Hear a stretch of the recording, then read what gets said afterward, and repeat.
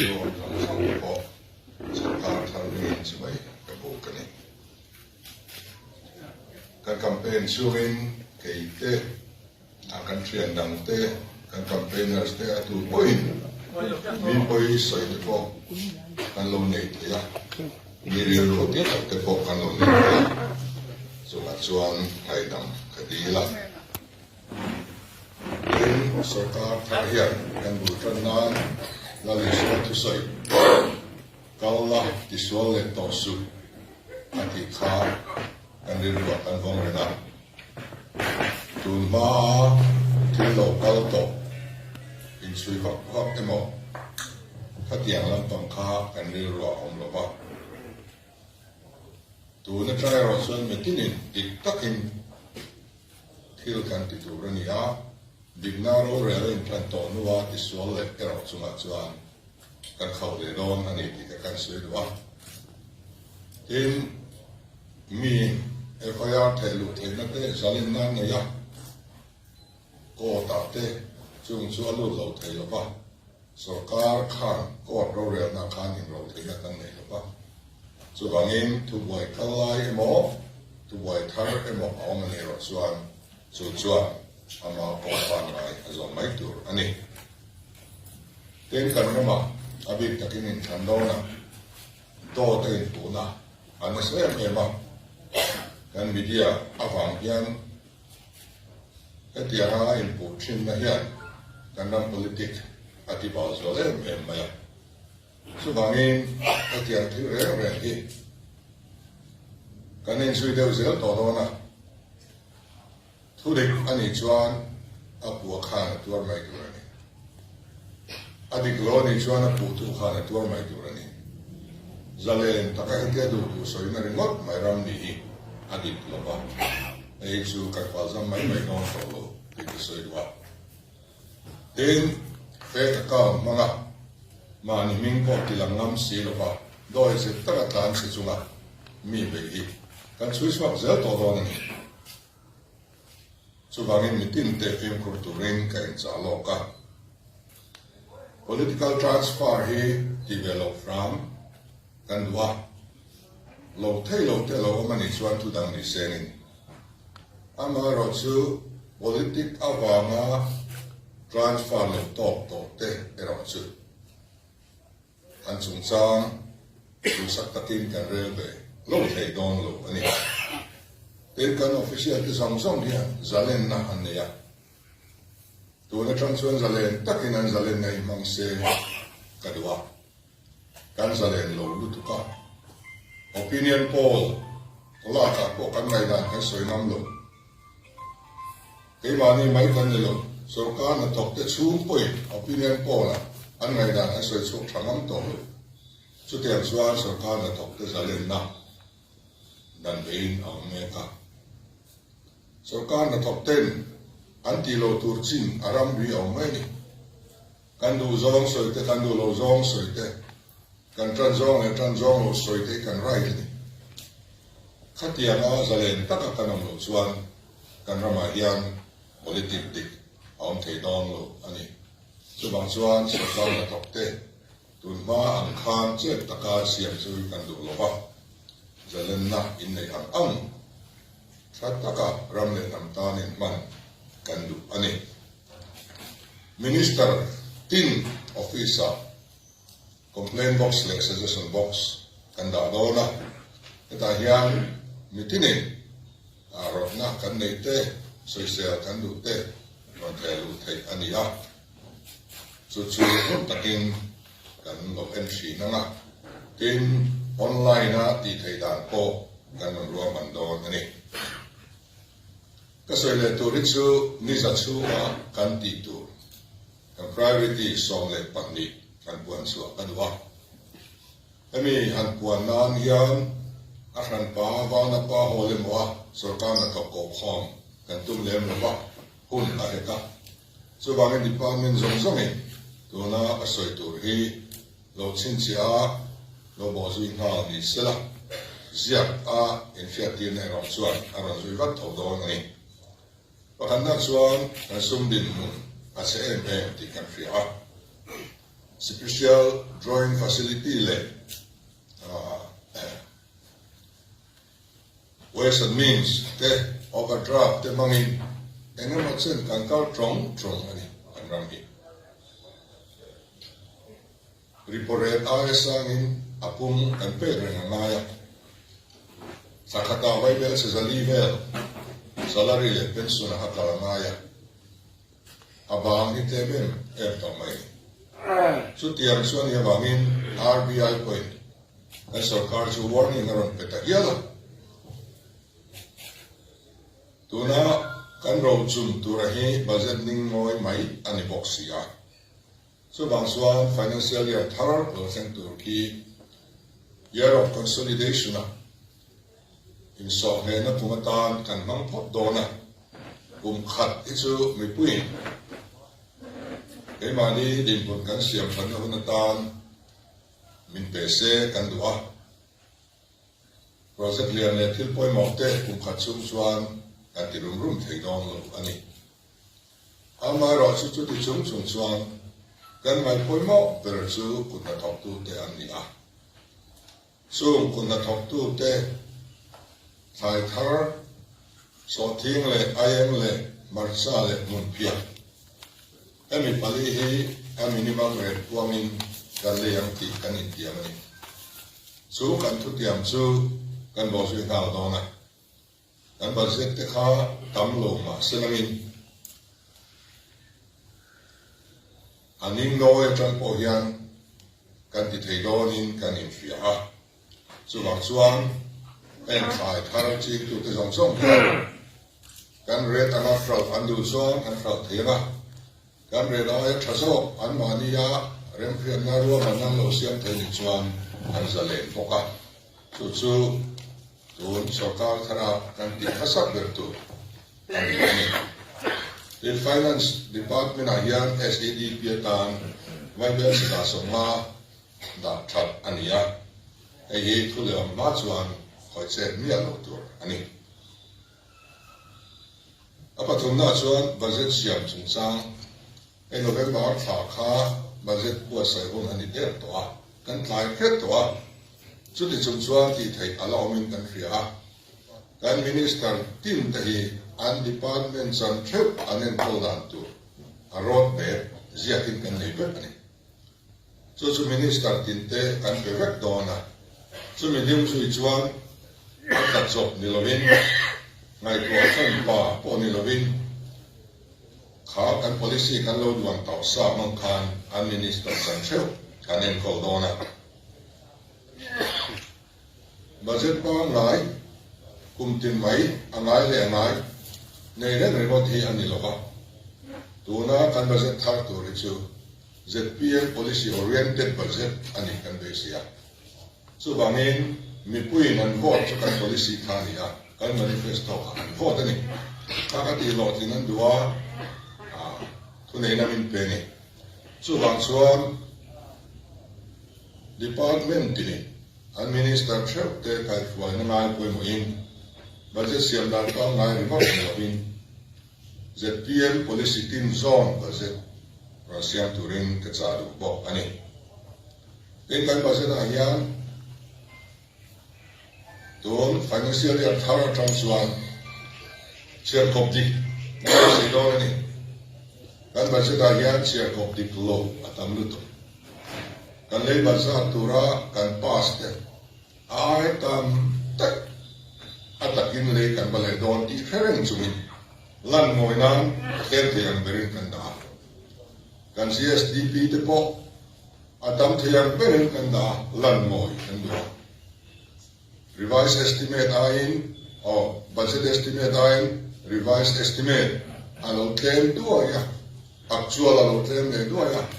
kung kata kan chut sual nei vai bel si sang tel ni kung chen kata chuan vai bel si sang fuwa de kan chut sual ni so dik chia thei chuan ni lo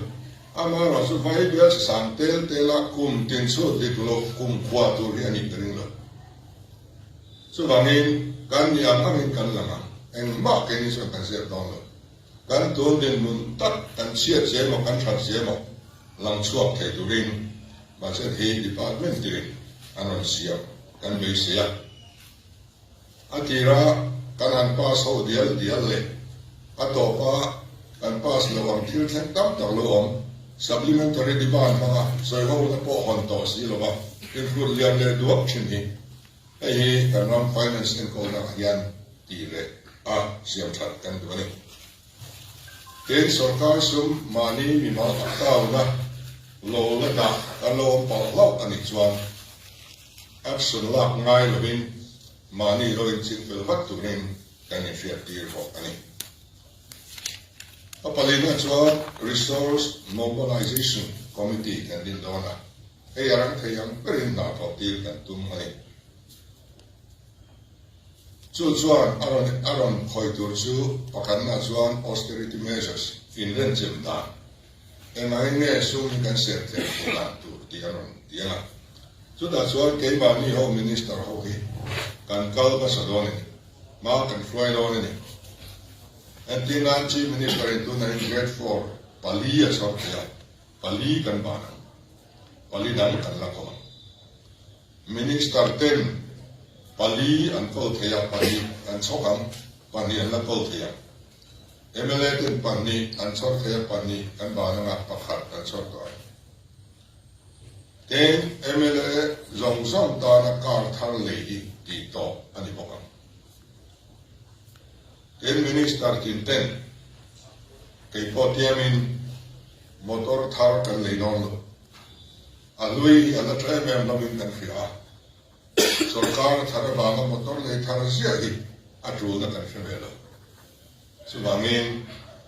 man ta an ni photsuan an lo man lui hi an man zui be mai don ani ten minister pakhat zeli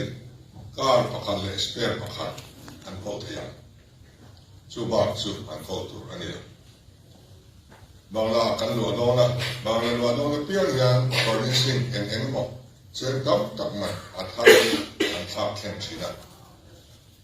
en bangla de kan minister tena lungoi takan lo me ten dia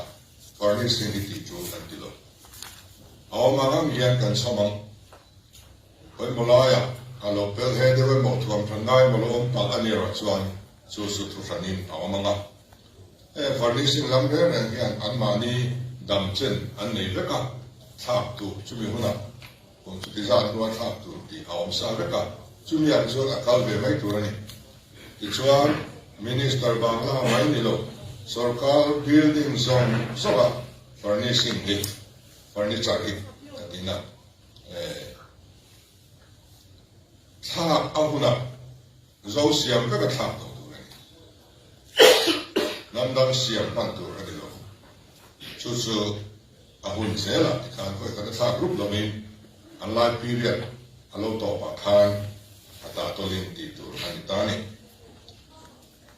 then minister te anjinin ani fluid do turan lo ani zui dum turan lo a heksa atul lem lo sikul na pa min bo tir tur ani lo in zone he ju khap tat ani ten chief guest transit kan tum lo til te na thena chief guest min som lo turin ni pui te mo kan nen chawani kan officer te lo hong ve ro se lo ti ve ro se tema a minister chinina no pon o mi so o mai mala mai koi ba thena hong ka so di ke mem lo bani so ba min kan hun le chi ya kan in ve kan dua ten emi austerity chung sa na yan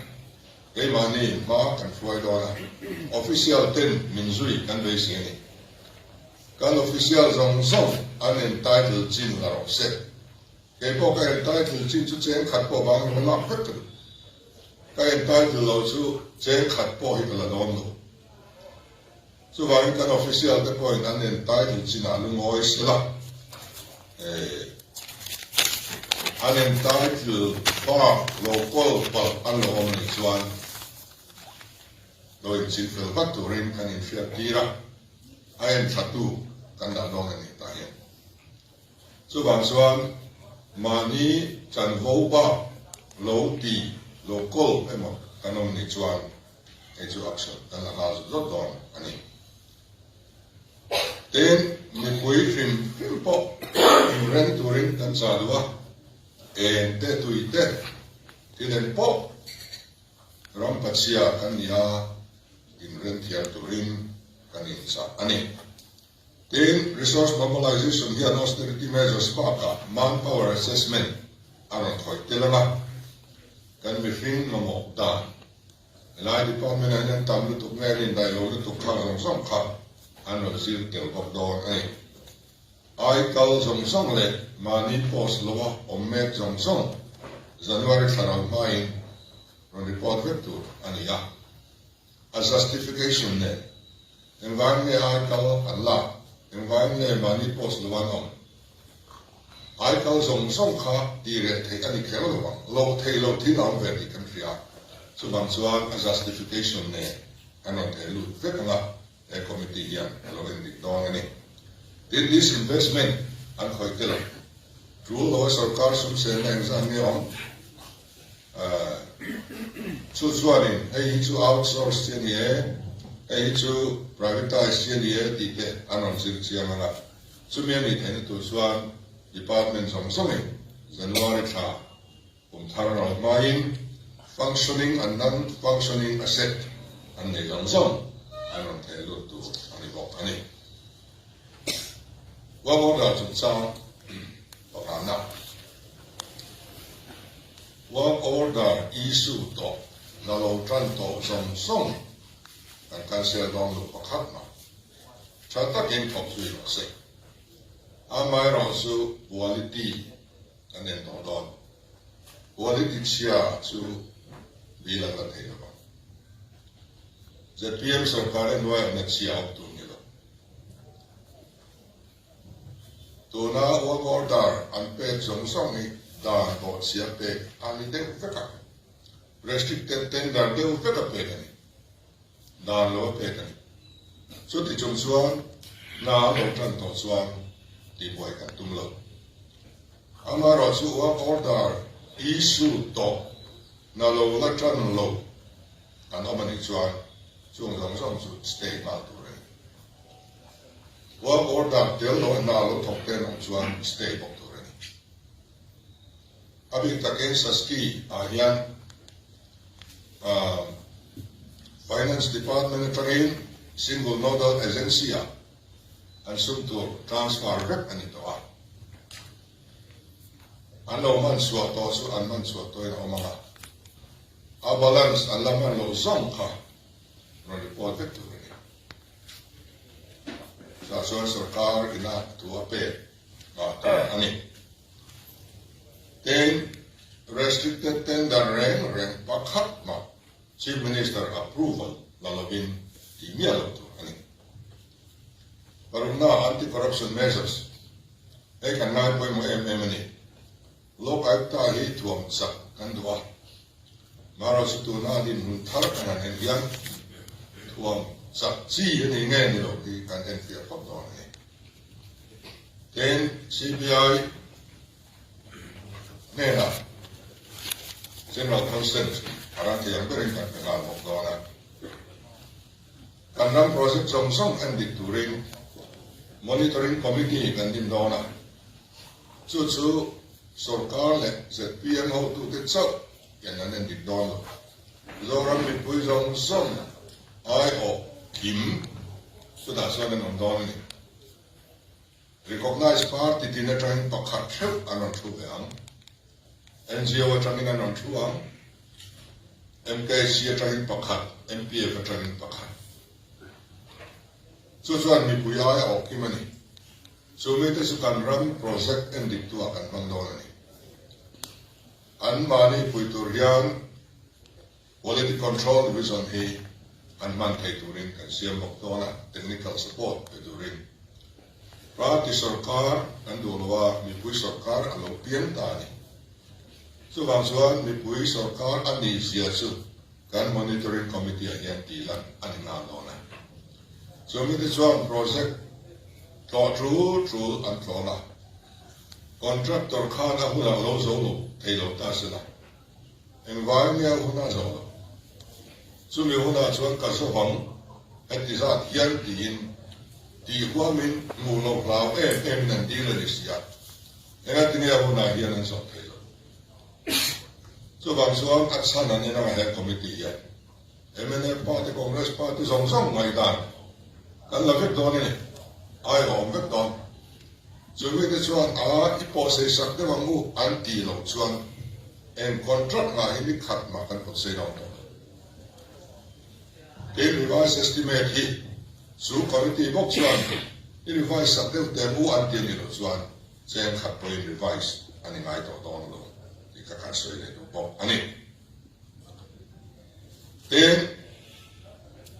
etiam na kan thon chu ra hian kan minister le kan MLA song song an chu kan lai na le trian fa te voi na hian kan nge wa kan chu kan lai na le kan trian fa te hi min froi so tu ong ni lo min so ti thin tu an lo ni to ani mai te ye ke ni ai roi chuan ei lo tu ra min pui tu min trong trai pui tu min ven pui tu ni tu ren kan chung phat lai na le thian tha te long song kan nge na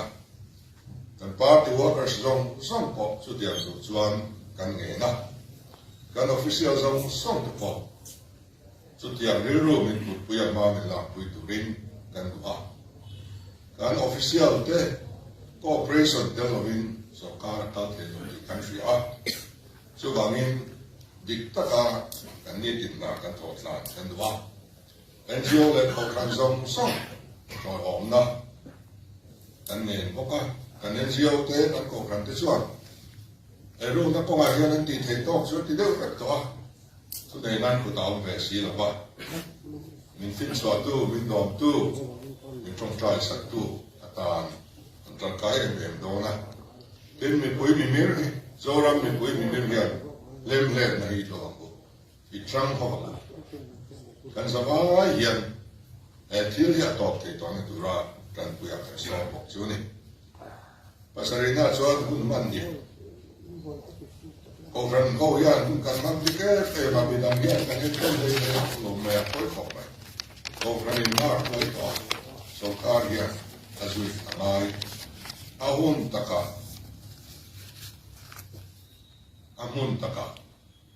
kan om tu ani